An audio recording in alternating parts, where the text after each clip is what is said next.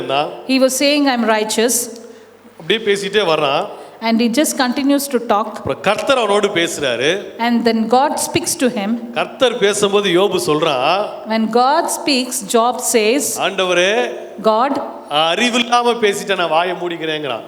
I spoke without knowledge, I'll keep my mouth shut. ஆண்டவர் கேக்குறாரு, லிவியாதானை பத்தி பேசுறாரு, திமிங்கலத்தை பத்தி பேசுறாரு, குதிரை ஓடுற ஓட்டத்தை நீ பிடிக்க முடியுமாலாம் பேசுறாரு ஆண்டவர். So he speaks about so many things, about a whale, about the horse. நிறைய பேசுறாரு. இதுல இன்னும் சொல்றாரு, கடலுக்கு எல்லை வச்சது யாரு? இது வரைக்கும் தான், இதுக்கு மேல வரக்கூடாதுன்னு சொல்லி சொன்னியா? உனக்கு தெரியுமா? ஏன் வராம இருக்கு தெரியுமா உனக்குலாம் கேக்குறாரு. So he asked, do you know who has kept the boundary for that water, that it should not cross this limit? And many more things he speaks. யோபு அப்படியே வாய் அடிச்சு போயிட்டான். சொல்லிட்டான், ஆண்டவரே நான் அறிவில்லாம பேசிட்டேன், என்ன மன்னிச்சிருங்க ஆண்டவரேன்ட்டான். So Job had no words to reply. He said, I spoke without knowledge, I will not speak now. அப்புறம் ஆண்டவர் கற்றுக் கொடுக்கிறார் அவனுக்கு. And then God teaches him, உன் நண்பர்களுக்காக நீ ஜெபம் பண்ணு. You pray for your friends. அவருடைய நண்பர்களுக்காக பலி செலுத்தின உடனே, the moment he started praying for his friends and sacrificed, the word says, அவன் நண்பர்களுக்கு பலி செலுத்தின அந்த வசனம் முடிஞ்ச அடுத்த வசனம் என்ன சொல்லுது தெரியுங்களா? Immediately after that, the next verse says, முன்னிலைமை காட்டிலும் பின்னிலைமை கர்த்தர் இரட்டத்தனை ஆசீர்வதித்தார். God blessed his latter portion better than his former one. அவனுக்குள்ள ஜீவன் பிரகாசிக்க ஆரம்பிக்க கிறிஸ்து தான் அவருக்கு வழி காண்பித்தார். Only when that life started flowing out of him, the way was shown for him. தன் நண்பர்களுக்காக ஜெபம் பண்ணா முன்னிலைமை மாறிடுச்சு. When he started praying for his friends, his condition completely அப்ப changed. நமக்குள்ள ஜீவ ஆத்துமா இருந்துக்குதுன்னா, so if we have the living souls in us, நமக்காக அல்ல மற்றவர்களுக்காக நம்ம ஜெபிக்கிறவங்களா இருப்போம். we will be people who will not pray for ourselves, but we will pray for others. Hallelujah, hallelujah, hallelujah, hallelujah. இப்ப இந்த ஒரு சின்னதிலே தெரிஞ்சுக்கலாம், நம்ம எப்பவுமே நமக்காக ஜெபிக்கிறோமா மற்றவர்களுக்காக நம்ம ஜெபம் பண்றவங்களா இருக்கிறோமா? So we need to understand, do we pray for ourselves or do we pray for others? எப்பல்லாம் நீங்க மற்றவர்களுக்காக ஜெபிக்க ஆரம்பிக்கிறீங்களோ, the moment you start praying for others, அப்ப நீங்க ஜீவ ஆத்மா ஆகிட்டே இருக்கீங்கன்னு அர்த்தம். that means the living soul is working in you. Hallelujah, hallelujah, hallelujah, hallelujah, hallelujah, hallelujah. இப்போ இன்னைக்கு கடைசி நாட்கள்ல கொரோனா ரொம்ப பெருசா பரவிட்டு இருக்குது. now this coronavirus is spreading greatly.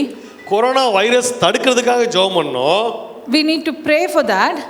தடுக்கிறதுக்காக நம்ம ஜெபிக்கிறோம். we are praying to stop that coronavirus. ஆனா விசுவாசம் என்ன இருக்கணும் தெரியுங்களா? but what should our faith be? என் குடும்பத்துக்குள்ள வராது.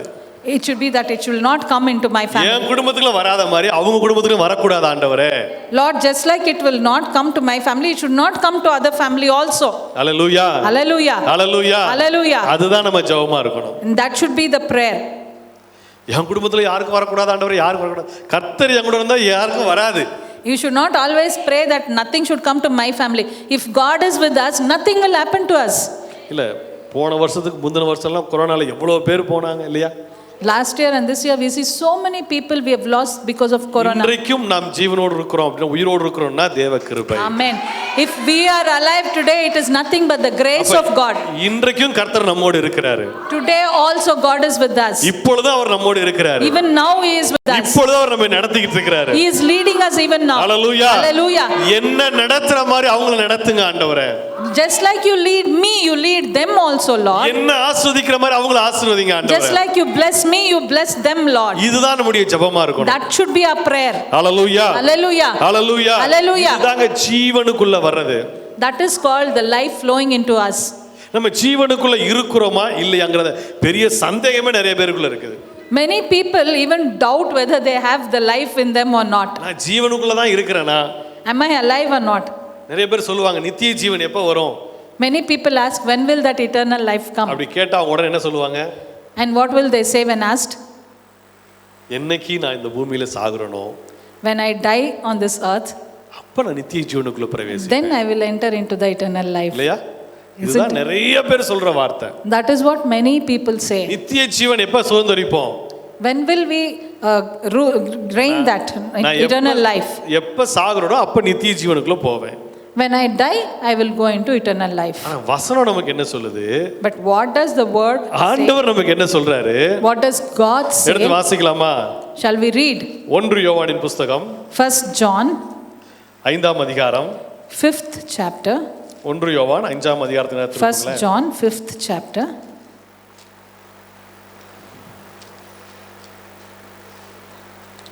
10, 11, 12 நான் வாசிக்கிறேன், நல்லா கவனிங்க. 1 யோவான் 5ஆம் அதிகாரம் 10, 11, 12. தேவனுடைய குமாரனிடத்தில் விசுவாசமாய் இருக்கிறவன் அந்த சாட்சியை தனக்குள்ளே கொண்டிருக்கிறான். தேவனை விசுவாசியாதவனோ தேவன் தம்முடைய குமாரனை குறித்து கொடுத்த சாட்சியை விசுவாசியாததினால் அவரை பொய்யராக்குகிறான். தேவன் நமக்கு நித்திய ஜீவனை தந்திருக்கிறார். அந்த ஜீவன் அவருடைய குமாரனில் இருக்கிறது என்பதே அந்த சாட்சியாம். குமாரனை உடையவன் ஜீவனை உடையவன். தேவனுடைய குமாரன் இல்லாதவன் ஜீவன் இல்லாதவன். If anyone who believes in the Son of God has this testimony in his heart, anyone who does not believe God has made him out to be a liar, because he has not believed the testimony God has given about his Son. And this is the testimony: God has given us eternal life. Yeah. And this life is in his Son. தேவ குமாரனுக்குள் ஜீவன் இருக்கிறது. There is life in the Son. அந்த குமாரன் எனக்குள்ள இருக்கிறாரு. And that Son is in me. எனக்குள்ள நித்திய ஜீவன் இருக்குது. And so I have eternal life. Hallelujah. Hallelujah. அப்ப நித்திய ஜீவன் எங்க இருக்குங்க? So where is eternal life? நித்திய ஜீவன் எங்க இருக்குது? Where is eternal life? பரலோகத்துல இருக்குது. நான் போனதுக்கு அப்புறம் போவேன்லாம் கிடையாது. It is not like it is in heaven only after I go I die நித்திய I will go. ஜீவனுக்குள்ளே தான் நான் இருக்கிறேன். I am in eternal life. நான் நித்திய ஜீவன்ல தான் நடந்துகிட்டு இருக்கிறேன். I am walking in eternal life. ஏன்னா குமாரன் எனக்குள்ள இருக்கிறாரு. Because Son is within me. குமாரன் எனக்குள்ள இருப்பதனால Because Son is within me. நான் நித்திய ஜீவன்ல இருக்கிறேன். I am in eternal life. Hallelujah. Hallelujah. Hallelujah. Hallelujah. செத்ததுக்கு அப்புறம் எனக்கு நித்திய ஜீவன் இல்ல. It is not after death I go to eternal life. இன்னைக்கு நிறைய பேர் சொல்றது அதான், செத்ததுக்கு அப்புறம் தான் நித்திய ஜீவன்ங்கறாங்க. Many people say that after death there is eternal life. செத்ததுக்கு அப்புறம் நித்திய ஜீவன் இல்லங்க. It is not after death there is eternal இப்பயே life. நமக்குள்ள நித்திய ஜீவனை அவர் தந்திருக்கிறார். Now itself he has given eternal life in us. எத்தனை பேர் இதை விசுவாசிக்கிறீங்க? How many of you believe? Hallelujah. Hallelujah. Hallelujah. Hallelujah. நீங்க விசுவாச நித்திய ஜீவன்ல இருக்கிறீங்க. You have to believe that you are in eternal life. அப்போ மரணத்தை குறித்து நம்ம என்ன செய்ய வேண்டியது இல்ல? So what should we not think about? யோசிக்க வேண்டியதே இல்ல, We don't கவலைப்பட have to வேண்டியதே think இல்ல. about that heaven. ஏன்னா நான் நித்திய ஜீவன்ல இருக்கிறதுனால Because I am in eternal life. எப்ப நான் செத்தா எனக்கு என்ன, நான் நேரா உள்ள தான போக போறேன். So anyway, whenever I die, I am going there. Hallelujah. Hallelujah. நித்திய ஜீவன் இல்லாதவங்க தான் Only those who do not have eternal life, மரணத்தை குறித்து பயப்படுவாங்க. they will be afraid of the ஐயோ நான் death. செத்துட்டா என்னவாயிடும்? What will happen if I நான் நித்திய die? ஜீவன்ல இருப்பதனால Because I am in eternal life, I am transfer, இங்க இருந்து இன்னொரு இடத்துக்கு மாறி போக போறேன், அவ்வளவுதான். I am just going to be shifted from one place to another. Hallelujah. Hallelujah. Hallelujah. Hallelujah. Hallelujah. Hallelujah. அப்ப கிறிஸ்து எனக்குள்ள இருப்பதனால Because Christ is in me, அவர் நித்திய ஜீவனை எனக்குள்ள வச்சிட்டாரு. he has already put eternal life within me. Hallelujah. Hallelujah. Hallelujah. Hallelujah. ஜீவன்ல இருப்பதுனா என்ன தெரியுங்களா? You know what it means to be in life? நீங்க ஜீவன்ல நடந்துகிட்டு இருக்கீங்கன்னா என்ன தெரியுங்களா? If you are walking in life, what does it mean? உங்க லைஃப்ல வேதனை என்பதே இருப்பதில்லை. There will be no sorrow in your life. உங்க லைஃப்ல கண்ணீர் என்பது இருப்பதில்லை. There will be no tears in your life. உங்க லைஃப்ல கவலை என்பது இருப்பதில்லை. There will be no worries in your life. நீங்க இந்த உலகத்தை குறித்து கவலைப்படுறவங்களா இருக்க மாட்டீங்க. You will not be people who will worry about this world. Hallelujah. Hallelujah. Hallelujah. Hallelujah. ஆதாமும் ஏவாளும் தோட்டத்துக்குள்ள இருக்கும் பொழுது When Adam and Eve were in the Garden of Eden, அங்க தோட்டத்தை குறித்து கவலைப்பட்டாங்களா? were they worried about that garden? சாப்பிட என்ன செய்ய போறோம்னு கவலைப்பட்டாங்களா? Did they worry about their food? ராத்திரி வந்தா தூங்குறதுக்கு இடம் இல்லையேன்னு கவலைப்பட்டாங்களா? Did they worry about a place to sleep for the night? கவலைப்பட்டாங்களா? அவங்க எதை பத்தியுமே கவலைப்படல. They were not worried about anything. ரெண்டு பேருமே சந்தோஷமா இருந்தாங்க. They both were happy. எப்ப இந்த கவலை எல்லாம் உள்ள வந்துச்சு? When did this worries enter inside? தோட்டத்தை விட்டு வெளியே வந்த பிறகு. Only after they moved out of that garden. தோட்டத்தை விட்டு வெளியே வந்த பிறகுதான் When they came out of the garden, இந்த கவலைகள் எல்லாம் வர ஆரம்பிச்சு. all these worries started coming in. நீங்க புக் ஆஃப் ஈனோக்ல படிச்சீங்கன்னா அங்க டீடைலா இருக்கு, பைபிள்ல இல்ல. It is not there in Bible, but if you read a different book called Enoch, Enoch, book of ஏனோக்னு சொல்லி ஒரு புத்தகம் இருக்குது. there is a book called Book of Enoch. கூகுள்ல சர்ச் பண்ணீங்கன்னா இருக்கும் books. If you search in that Google, you will get 2000 pages இருக்கு அந்த புத்தகம். 2000 pages. அதுல நிறைய சம்பவங்கள் எழுதப்பட்டிருக்குது. And there is lot of things written in that. அதுல எழுதிருக்காங்க, யார் எழுதுனது? ஏனோக்கு தான் எழுதிருக்காரு. Enoch has written that ஆதாமுக்கும் ஏவாளுக்கும் இரவு வந்துட்டாலே பயங்கர பயமாயிடுமா. If it is night, Adam and Eve used to get a lot of fear தோட்டத்தை விட்டு வெளியே வந்த பிறகு. after they moved out of garden. தோட்டத்தை விட்டு வெளியே வந்தப்ப இருள்னாலே அவங்களுக்கு ஒரு பெரிய பயம். When they moved out of the garden, they were very scared about darkness. அவங்க லைஃப் அப்படிதான் அவங்க கடத்தி இருக்கிறாங்க. And that is how they were leading their life. தோட்டத்துக்குள்ள இருக்கும் பொழுது When they were in the garden, இருளை குறித்து பயமே இல்ல அவங்களுக்கு. they were not afraid of the darkness. ஏன்னா தோட்டத்துக்குள்ள இருளே கிடையாது. Because there was no darkness in the garden. ஏன்னா அவரே வெளிச்சமா இருக்கிறார். He himself was light. Hallelujah. Hallelujah. அவரே வெளிச்சமா இருக்கிறார். He himself was light. இப்ப தோட்டத்துல இருக்கிற வரைக்கும் அவங்களுக்கு எந்த கவலையும் இல்லாம இருந்தாங்க. So as long as they were in that garden, they were without worries. தேவன் செய்யக்கூடாது என்று சொன்னதை செய்தார்களோ, But when they started doing what God had commanded them not to do, அப்பொழுதுதான் பயமும் சாபமும் மனுஷனுக்குள்ள வந்துருச்சு. and that is when the fear and death came into man. அப்பொழுதுதான் சாபம் அவனுக்குள்ள வந்துச்சு. And that curse came into them. Hallelujah. Hallelujah. ஏசாயா 43 எடுப்போமா? ஏசாயா 53, சாரி 43. Isaiah 53. 53ல 53ஆம் அதிகாரத்துல 3:2 வசனம் 4 வசனம் நான் வாசிக்கிறேன். அவர் அசட்டை பண்ணப்பட்டவரும் மனுஷரால் புறக்கணிக்கப்பட்டவரும் துக்கம் நிறைந்தவரும் பாடு அனுபவிக்குமாய் இருந்தார். அவரை விட்டு நம்முடைய முகங்களை மறைத்து கொண்டோம். அவர் அசட்டை பண்ணப்பட்டவராய் இருந்தார், அவரை எண்ணாமற் போனோம். மெய்யாகவே அவர் நம்முடைய பாடுகளை ஏற்றுக்கொண்டு நம்முடைய துக்கங்களை சுமந்தார். நாமோ அவர் தேவனால் அடிக்கப்பட்டு வாதிக்கப்பட்டு சிறுமைப்பட்ட பண்ணவர் என்று எண்ணினோம். Amen. ஏசாயா தீர்க்க தரிசனமா இதை எழுதி வச்சிருக்கிறாரு. Isaiah has written this as a prophecy. தீர்க்க தரிசனங்களோட நான் நினைக்கிறேன் அவருடைய கண்கள்ல அதை பார்த்திருப்பாரு இந்த காட்சியை. He would have seen with his eyes. அவருடைய ஆவிக்குரிய கண்கள்ல இந்த மரணத்தை பார்த்திருப்பாரு, சிலுவை மரணத்தை. In his spiritual eyes, maybe he would have seen this cross. அதனால அங்க அவ்வளவு ஃபீல் பண்ணி எழுதி, அவர் அவ்வளவு அசட்டை பண்ணப்பட்டவரா இருந்தாரு, அவர் முகத்தை பார்க்க முடியல, அந்த அளவுக்கு அவரு கேவலமா இருந்தாருன்னு சொல்லி அவர் எழுதி வைத்திருக்கிறார். And that is why he has written that with full emotions, that he was despised and he was taken, he was wounded, and he has written that with full description. நம்முடைய பாடுகளை எல்லாம் ஏற்றுக்கொண்டார். He has taken all our sufferings. நம்முடைய துக்கங்களை எல்லாம் சுமந்து கொண்டார். He has carried our sorrows. அது மட்டுமல்ல, நம்முடைய மீறுதல்களின் நிமித்தம் அவர் காயப்பட்டு நம்முடைய அக்கிரமங்களை எல்லாம் அவர் நொறுக்கப்பட்டார். He was smitten because of us and he was afflicted. இந்த வசனத்தை வாசிக்கிறோம். When we read this verse, நிறைய தியானிச்சிருக்கிறோம். we have meditated on நம்முடைய it. பாடுகள் என்ன பாடுகளை அவர் சுமந்து கொண்டார்? What kind of sufferings of ours did he carry? எந்த பாடை அவர் சுமந்து கொண்டார்? What kind of sufferings? ஐயா, நான் பிறக்கிறதுக்கு முன்னாடி இயேசு எனக்காய் பாட சுமந்துட்டாரு. Even before I was born, Jesus has already carried the burdens of me. அப்ப நான் என்ன பாடுபட போறேன் இனிமே? So what is it that I'm going to do hereafter? என்னுடைய பாடுகள் நான் பிறக்கிறதுக்கு முன்னாடி இயேசு சுமந்துட்டாரு. All my sorrows have already been carried. So what is it? நான் பிறந்தது 1975ல தான் பிறந்தேன், இல்லைங்களா? இயேசு மரித்தது 2000 வருஷத்துக்கு முன்னாடியே மரிச்சிட்டாரு. So Jesus was dead 2000 years back, while I was born only in 1975. அப்ப நான் பிறக்கிறதுக்கு முன்னாடி என்னுடைய பாடுகளை அவர் எடுத்துக்கொண்டார். So even before I was born, if he has taken my sufferings, இனி நான் என்ன பாடுபட போறேன் பூமியில? what more sufferings am I going to have on this earth? அப்ப என்ன பாடுகளை அவர் எடுத்துக்கொண்டார்? What kind of sufferings has he carried? அப்ப நம்முடைய என்ன துக்கத்தை அவர் சுமந்து கொண்டார்? What kind of sorrows has he carried? நம்ம இன்னைக்கு நிறைய பேர் என்ன பேசுறோம் தெரியுங்களா? What most of us speak is, அவர் நம்முடைய பாடுகளை எடுத்துக்கொண்டார், துக்கங்களை எடுத்துக்கொண்டு நம்முடைய பாவம் செஞ்சது, நம்ம அக்கிரமம் பண்ணதே சொல்றோம். நம்ம we always keep saying whatever the sins we do, whatever the problems we have we've faced. அது உண்மைதான். It is true. நம்முடைய பாவங்களை அவர் ஏற்றுக்கொண்டார் தான். He has carried our sins. நம்ம செஞ்ச தப்புகள் எல்லாம் அவர் ஏற்றுக்கொண்டார் தான். All our wrongdoings have been taken away by him. அதோடு கூட சேர்த்து Along with that, நம்முடைய பாடுகளை எடுத்துக்கொண்டார், நம்முடைய சாபங்களை நீக்கி விட்டார்னா, he has already carried our sorrows and curse means. வாசிக்கலாமா புத்தகத்துல? ஆதியாகமத்தின் புத்தகம் 3ஆம் அதிகாரம் திருப்புங்க. We'll turn to Genesis chapter 3. ஆதியாகமத்தின் புத்தகம் 3ஆம் அதிகாரம் திருப்புங்களேன். Genesis chapter 3. 16, 17 நான் வாசிக்கிறேன்.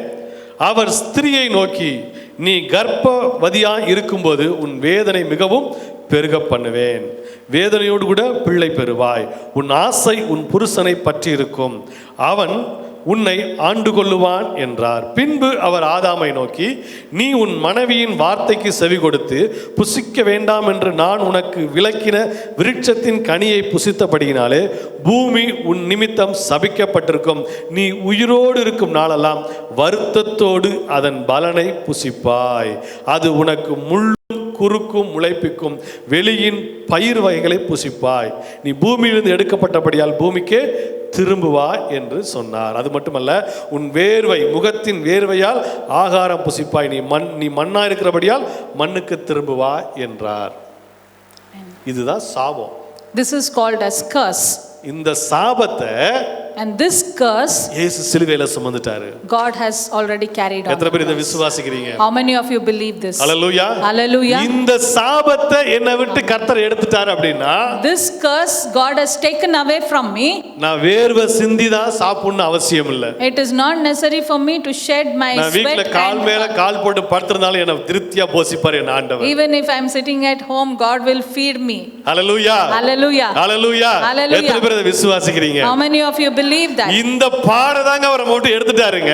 That is the curse that he has taken away Aadhi from us. மனிதனுக்கு கொடுக்கப்பட்ட சாபம் The curse that came because of the early man, எப்படி இன்றைக்கு உலகத்துல இருக்க எல்லா மனுஷங்களையும் பிடிச்சிட்டு இருக்கோ, as it is holding all the men of this earth. இல்லையா? எல்லாருக்கும் இருக்கா இல்லையா? Don't you think everybody is being cursed? நான் பாவம் செஞ்சேனா பிறக்கும்போது? Did I commit sin when I was born? ஆனா நான் பிறந்ததே இப்படி தான் இருக்கான், பாவத்திலே பிறந்தேன்னு வசனம் சொல்லுது. But the word clearly says that I am born in sin. இல்லையா? எல்லாருமே அப்படிதான். நம்ம பிறக்கும் பொழுது பாவிகள் இல்ல. It is not that when we were born we are sinners, ஆனா பாவத்திலே தான் பிறந்திருக்கிறோம். but we are born with sin. அத தமிழ்ல ஒரு பாட்டு எழுதுனாங்க, ஒரு கவிதை எழுதுனாங்க. Somebody wrote this poem. பிறக்கும் பிள்ளைகள் எல்லாம் நல்ல பிள்ளைகள் அல்ல, கெட்ட பிள்ளைகளும் அல்ல. பிறக்கும் பிள்ளைகள் நல்ல பிள்ளைகள் தான். All the children who are born are good, they are not bad. இல்ல, அதாவது எல்லா பிள்ளைகளும் நல்ல பிள்ளைகளே. All are good.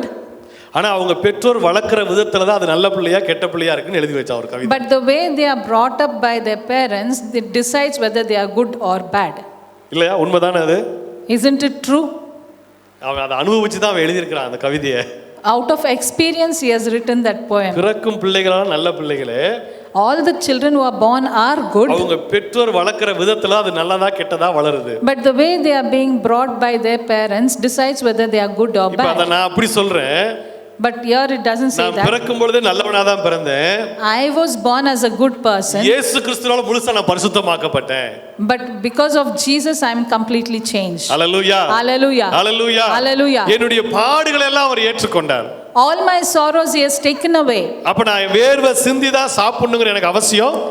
It is not necessary for me to shed my sweat and Hallelujah. earn my living. எத்தனை பேர் இதை விசுவாசிக்கிறீங்க? How many of you believe that? அப்பனா என்ன அர்த்தம்? நம்ம ஓடி ஓடி உழைக்க வேண்டிய அவசியம் இல்லைங்க. What does that mean? That means that I need not run and earn. கொஞ்சமா உழைச்சாலும் கூட Even if you work a little, நிறைவான பலனை நீங்க பெற்றுக்கொள்வீங்க. you will receive the complete fruit for that. Hallelujah. Hallelujah. ஹல்லேலூயா. ஏன்னா இந்த சாபத்தை இயேசு சிலுவையில உடைச்சிட்டாரு. Because Jesus has already broken that curse on the cross. யாரெல்லாம் இயேசுவுக்குள்ள இருக்கிறாங்களோ, All those who are in Christ, யாருக்குள்ளலாம் இயேசு இருக்கிறாரோ, along with whom Jesus is, அவங்களுக்கு இந்த சாபம் கிடையாது. those people do not have this curse. Hallelujah. Hallelujah. ஏன்னா அவங்க ஜீவன்ல இருக்கிறாங்க. Because they are in life. அவங்க ஜீவன்ல இருக்கிறதுனால, Because they are in life, ஆதாமும் ஏவாளும் தோட்டத்துல எப்படி வாழ்ந்தாங்களோ, just like Adam and Eve led their life அத in மாதிரியே இந்த பூமியில நம்ம வாழ்றவங்களா இருக்கிறோம். we will be the same people who will lead the same kind of life on this earth. Hallelujah. Hallelujah. Hallelujah. Hallelujah. ஏன்னா நமக்கு ஜீவன்ல இருக்கிறோங்கிறது தெரியாதனால தான் Because we don't know that we have life in நம்ம us, நிறைய நேரம் பிரயாசப்பட்டுக்கிட்டே இருக்கிறோம். we are still working hard. நம்முடைய பிரயாசனங்கள் வாய்க்காமல் போய்கிட்டே இருக்குது. And that working hard is not producing fruit. ஏன் வாய்க்காம போய்கிட்டு இருக்கா? நம்ம ஜீவன்ல இருக்கோங்கிறது நம்ம தெரியாம இருக்கிறோம். Why that fruit is not being produced is because we don't understand that we are in life. நம்ம ஜீவன்ல இருக்கிறோம்னா, If we are in life, நம்ம எப்பவுமே ஃபுல்ஃபில்லாவே இருப்போம். we will always be complete. அப்ப நம்ம தேவ ஜீவனுக்குள்ள இருக்கும் பொழுது, So if we are in that life, தேவ ஜீவன் நமக்குள்ள இருக்கும் பொழுது, when God's life is in us, நம்ம கஷ்டப்பட வேண்டிய அவசியமே இல்லைங்க. we need not have to struggle. Hallelujah Hallelujah. Hallelujah Hallelujah. எத்தனை பேர் அதை விசுவாசிக்கிறீங்க? How many of you உங்களுக்கு believe ஒண்ணே that? ஒன்று புரியும்படி சொல்றேன். இந்த ஜீவன் நமக்குள்ள எப்படி ஆண்டவர் கொண்டு வந்தாருங்கிறது இன்னும் உங்களுக்கு புரியும்படி ஒரே ஒரு காரியத்தை சொல்லி நம்ம ஜெபிக்க போகிறோம். I'm just going to say one more thing and then we are going to pray. ஆதாம்கிட்ட என்ன சொன்னாரு? What did Adam say? ஒரு மரத்தின் கனியை நீ என்ன செய்யாத, சாப்பிடாத. You don't have to eat the fruit of a particular tree. அதை சாப்பிடும் நாளிலே நீ என்ன செய்வ? And when you eat that, what will happen? மரிப்பாய் இல்லையா? You will இதை die. சாப்பிடும் நாளிலே நீ என்ன செய்வ? மரிப்பாய். If you eat that, you will die. தெளிவா சொன்னாரு, இதை சாப்பிடும் நாளிலே நீ சாவாய்ன்னு சொன்னாரு. Very clearly he said, the day you eat this, you will die. ஆனா சாப்பிட்ட அன்னைக்கே செத்து போயிட்டாங்களா ரெண்டு பேரும்? But on the day when they ate, did they really die? செத்து போனாங்களா? Did they die? 900 வருஷம் வாழ்ந்தான்னு வசனம் சொல்லுது. The word says that they were alive for 900 years. எத்தனை வருஷங்க? How many years? பழத்தை சாப்பிட்டுட்டு After eating the fruit, நன்மை தீமை என்னன்னு தெரிஞ்சுக்கிட்டு after they knew the difference between good and தேவனோட bad, உறவு கட்டாகி after the connection was broke between God and தோட்டத்தை them, விட்டு வெளியே வந்து after coming out of the garden, 900 years 900 வருஷம் வாழ்ந்திருக்கிறான் அவன். 900 years they were alive. ஆனா But மோசே 120 வருஷம் தான் வாழ்ந்தான். Moses was 120 years. 120 years he was alive. 120 வருஷம் தான் மோசே வாழ்ந்தான். Moses was alive only for 120 years. ஏன் மோசே 900 வருஷம் வாழல? Why didn't Moses live for 900 years? ஆதாம் ஏன் 900 வருஷம் வாழ்ந்தான்? Why did Adam live for 900 years? ஆதாம் பழத்தை சாப்பிட்டாலும் Though Adam ate that fruit, மரண பிரமாணம் அவன்கிட்ட லேட்டா வேலை செஞ்சுச்சு. that death worked very slowly in him. ஏன்னா மரண பிரமாணம் என்னங்கிறது அவனுக்கு தெரியல. Because he didn't know what it was. ஏதோ ஆண்டவர் சொன்ன செய்யக்கூடாத செஞ்சிட்டோம். Something which God asked me not to do, I've done. இப்போ வெளியே வந்துட்டோம். Came out. வாழ்ந்துகிட்டு இருக்கிறோம், வாழ்ந்துகிட்டே இருந்தான். And they were leading a life. ஆனா மோசேக்கு But Moses எது மரண பிரமாணம் நல்லா தெரிஞ்சிருந்துச்சு. knew very well about the death. அதனால தான் அவர் 5 புத்தகத்தை எழுதினாரு. And that is the reason he was not alive for more நியாய days. பிரமாணத்தை எழுதினார். இதெல்லாம் செய்யக்கூடாது, இதெல்லாம் மரண பிரமாணங்கிறத எழுதி வச்சார் அவர். He wrote what should be done and what should not be done. மோசேக்கு மரண பிரமாணம் சீக்கிரம் வேலை செஞ்சுச்சு. And that death started working quickly in Moses. அவர் 120 வயசுல இறந்து போயிட்டாரு. And that is what he died early. ஆதாம்கிட்ட லேட்டா வேலை செஞ்சுச்சு. And in Adam it started working late. 900 years வரைக்கும் அவன் உயிரோடு இருந்தான். But he was alive for 900 years. இப்ப நம்ம கிட்ட But in us, மரண பிரமாணம் வேலை செஞ்சுச்சுன்னா if that work of death starts working, சீக்கிரம் மரிச்சிருவோம். we will die early. ஜீவ பிரமாணம் வேலை செஞ்சுச்சுன்னா But if that life starts working, நம்மள நீடித்த ஆயுசு உள்ளவங்களா இருப்போம். we will also be people with a greater lifespan. Hallelujah Hallelujah. Hallelujah Hallelujah. Hallelujah Hallelujah. அப்ப நமக்குள்ள ஜீவ பிரமாணம் வேலை செஞ்சுக்கிட்டே இருக்கணுங்க. So that spirit of life should keep working in us. ஆவியின் பிரமாணம் தான் ஜீவ பிரமாணம். And that spirit is the life. ரோமர் 8ஆம் அதிகாரத்துல நீங்க வாசித்தீங்கன்னா சொல்லப்பட்டிருக்கு. இல்ல நீங்க அப்புறம் வாசிங்க. You ரோமர் can 8ல read சொல்லப்பட்டிருக்கு later. ஆவியின் பிரமாணமே ஜீவ பிரமாணம். And spirit is life is what it says in Roman. அப்ப ஜீவ பிரமாணம் நமக்குள்ள வேலை செஞ்சுட்டே இருந்துச்சுன்னா And if that life keeps working in you, நம்ம எல்லாவற்றிலும் ஆரோக்கியமாய் சுகமாய் செழிப்பாய் இருப்போம். we will be healthy and prosperous and happy in everything. Hallelujah Hallelujah. Hallelujah Hallelujah. Hallelujah Hallelujah. மரண பிரமாணத்தை தூக்கி போட்டுருங்க. So forget about the death. மரண பிரமாணம் என்னது? What is death? எதெல்லாம் செய்யக்கூடாதுன்னு சொல்லுது அது மரண பிரமாணம். Whatever should not be done is death. ஏன்னா மோசே அதான் எழுதி வச்சார். இதை செய்யாத, இதை செய்யாத, இதை செய்யாத, இதை செய்யாதன்னா எழுதி வச்சாரு. And that is what Moses wrote. He said, don't do this, don't do this, don't do this. அதான் மரண பிரமாணம். And that is death. அதை தூக்கி போட்டு Just throw that. செய்ய வேண்டிய ஜீவ பிரமாணத்தை நம்ம செஞ்சோம்னா Whatever has to be done, that is life. And if you continue நம்ம to லைஃப் do that, எப்பொழுதுமே சந்தோஷமா இருக்கும். most of us will be happy in our ஒரே ஒரு life. காரியத்தை சொல்லி ஜெபிக்க Just விரும்புறேன். one more thing and we will close. அன்றைக்கு ஆண்டவர் சொன்னாரு, That day God said, இந்த பழத்தை சாப்பிடும் நாள்ல நீ சாகவே சாவாயின்னு. if you, the day you eat this fruit, you will die. இயேசு சொல்றாரு, But Jesus says, இதை வாங்கி புசியுங்கள், you take this and eat, உங்களில் ஜீவன் இருக்குங்கிறாரு. and you will have life. ரெண்டுமே சாப்பிடுற விஷயம்தான். Both are matter of eating. முதல்ல ஆண்டவர் சொன்னாரு சாப்பிடாதன்னாரு. There he said, don't eat. நீ சாப்பிட்ட சாவன்னு சொன்னாரு. If you eat, you will die.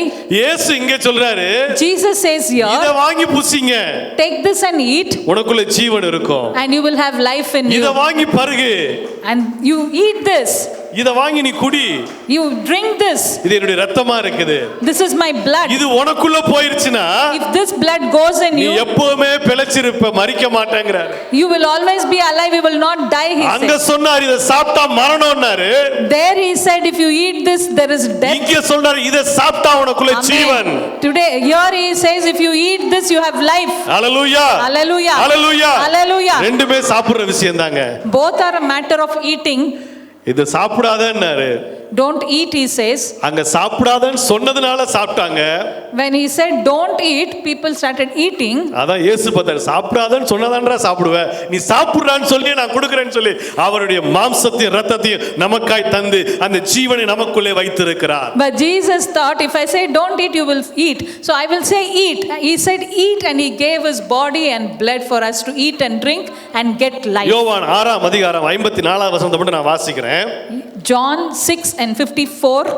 என் மாம்சத்தை புசித்து என் இரத்தத்தை பானம் பண்ணுகிறவனுக்கு நித்திய ஜீவன் உண்டு, நான் அவனை கடைசி நாளில் எழுப்புவேன்.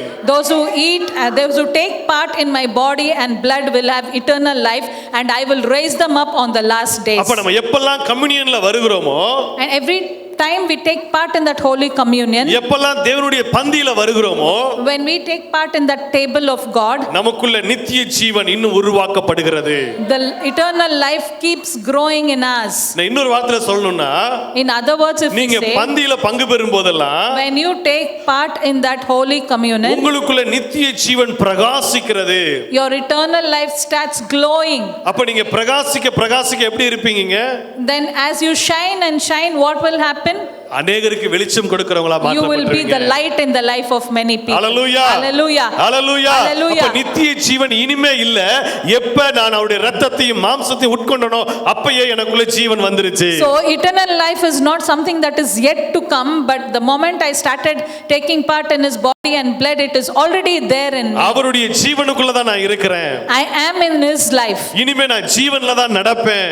and I will walk in his life. இனிமே நான் ஜீவன்ல தான் மூவ் பண்ணுவேன். I will move in life. நான் இனிமே எல்லாமே இயேசுவின் ஜீவன்ல தான் செயல்படுவேன். நீங்க செயல்பட ஆரம்பிச்சீங்கன்னா, And if you start working in everything saying that I work in Jesus, உங்க லைஃப் முழுவதும் ஆசீர்வதிக்கப்பட்டதா இருக்கும். your life will be completely நீங்க blessed, எல்லாவற்றிலும் நிறைவா இருப்பீங்க. and you will be complete in everything. நீங்க ஒரு நாளும் குறைவாவே இருக்க You will மாட்டீங்க. never run short of anything. Hallelujah, Hallelujah. Hallelujah. Hallelujah. ஜீவன்லயே நம்ம எல்லாம் செயல்படுவோம். With the life